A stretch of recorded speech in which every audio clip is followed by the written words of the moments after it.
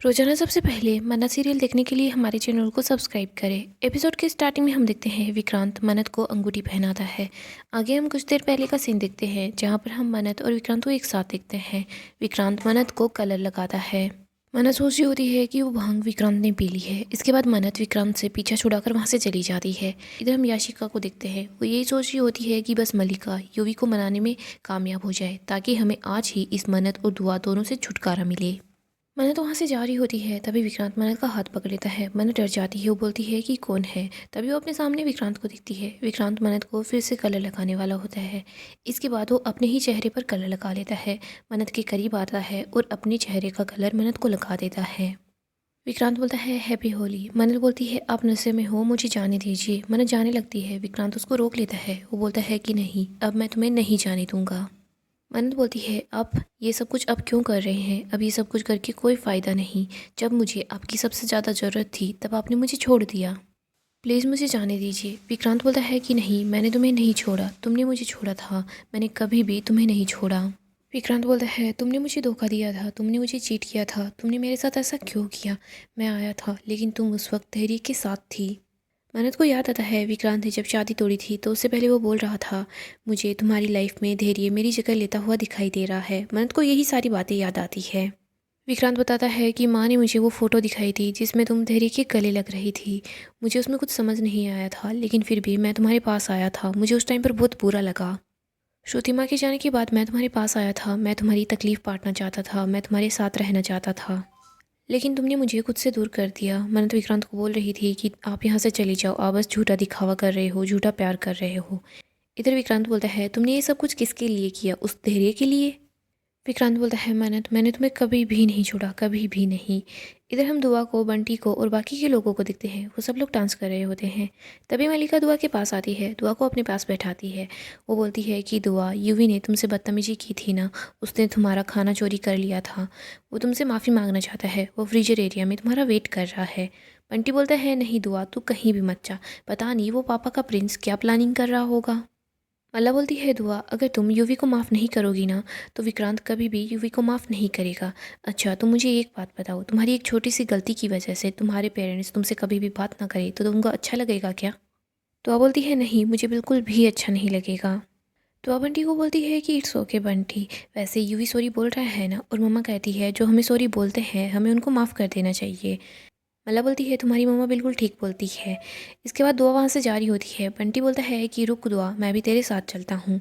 मला बोलती है नहीं बंटी, तुम साथ मत जाओ। अगर तुम साथ जाओगे ना तो यूवी ठीक से सॉरी नहीं बोल पाएगा। दुआ बोलती है लेकिन क्यों। मला बोलती है क्योंकि यूवी है ना, वो बंटी से डरता जो है। दुआ बोलती है कोई बात नहीं, मैं अकेले ही जाती हूँ। दुआ वहाँ से चली जाती है। बंटी थोड़ा अपसेट सा होता है। इधर मल्ला बहुत ज़्यादा खुश हो जाती है। दूसरी तरफ हम मन्नत को और विक्रांत को देखते हैं। मन्नत चुप होती है, वो तो परेशान सी होती है। विक्रांत बोलता है कि क्या हुआ, तुम चुप क्यों हो, कुछ तो बोलो। मन्नत बोलती है मैं क्या बोलूँ, आपने 7 साल पहले ही सब कुछ बर्बाद कर दिया, मेरे पास कुछ बोलने के लिए छोड़ा ही नहीं। विक्रांत बोलता है कि प्लीज़ ऐसा मत बोलो। विक्रांत बोलता है प्लीज़ मुझे ब्लेम मत करो। मन्नत बोलती है तो और मैं क्या करूँ, आप वहाँ पर मुझसे हमदर्दी जताने आए थे। विक्रांत बोलता है नहीं ऐसा नहीं है, मैं तुमसे मिलने के लिए आया था। मन्नत बोलती है मिलने के लिए तो पराए लोग आते हैं, अपने तो हमेशा साथ खड़े रहते हैं। अपने जो होते हैं वो दुनिया वालों पर भरोसा नहीं करते, वो उन पर भरोसा करते हैं जिनको वो अपना मानते हैं। लेकिन नहीं, आपने मेरी एक नहीं सुनी।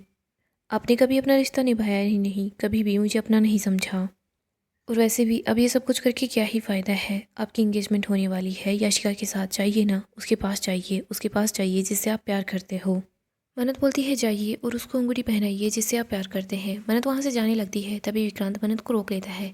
इसके बाद वो अपने पॉकेट से रिंग को निकालता है और मन्नत के हाथ में अंगूठी पहनाने लगता है। मन्नत बोलती है कि आप ये क्या कर रहे हैं, ये गलत है। इधर हम दुआ को देखते हैं। दुआ फ्रीजर की तरफ जा रही होती है लेकिन मन्नत की दुआ पर बिल्कुल भी नज़र नहीं जाती। इधर मन्नत विक्रांत को बोलती है कि आपकी आशिका से शादी होने वाली है, आपका एक नया रिश्ता बनने वाला है, कम से कम आप उस नए रिश्ते को तो निभाइए। मन्नत विक्रांत को अपने आप से दूर करती है। उसको बोलती है कि मैंने बोला है ना, जाइए और उसको अंगूठी पहनाइए जिससे आप प्यार करते हैं। मन्नत वहाँ से चली जाती है। इधर विक्रांत मन्नत के पीछे पीछे आता है, उसको रोक लेता है।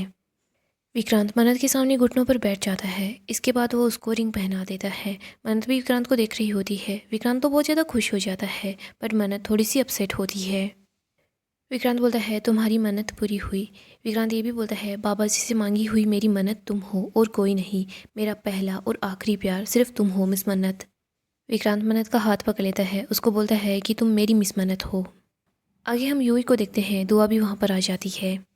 दुआ यूवी को बोलती है यूवी तुम्हारी मम्मा ने मुझे बोला कि तुम मुझसे सॉरी बोलना चाहते हो, ठीक है तुम मुझे सॉरी बोल दो, मैं तुम्हें माफ़ कर दूंगी। क्योंकि वैसे भी मुझे फ़ाइट करना बिल्कुल भी पसंद नहीं है। इधर हम धैर्य को देखते हैं जो दुआ को ही ढूंढ रहा होता है। वो सोचता है कि दुआ गई तो गई कहाँ पर। तभी धैर्य बंटी को भागते हुए देखता है, वो उसको रोक लेता है। वो बोलता है कि बंटी तू कहाँ भाग कर जा रहा है और दुआ कहाँ पर है। बंटी बताता है कि दुआ यूवी से मिलने के लिए गई है। वो यूवी दुआ को सॉरी बोलना चाहता है, लेकिन अंकल मुझे है ना वो यूवी बिल्कुल भी पसंद नहीं है। मुझे लगता है वो फिर से दुआ से फाइट करेगा।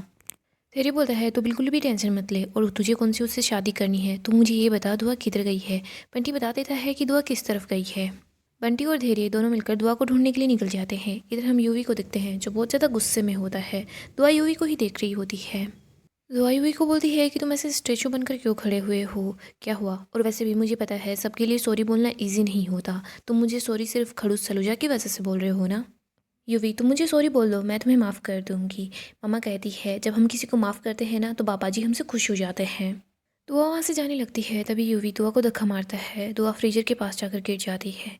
दुआ फ्रीजर के अंदर ही होती है। तभी यूवी बोलता है कि मैं तुम्हें कभी भी सॉरी नहीं बोलूँगा, मैं तुमसे बहुत नफरत करता हूँ।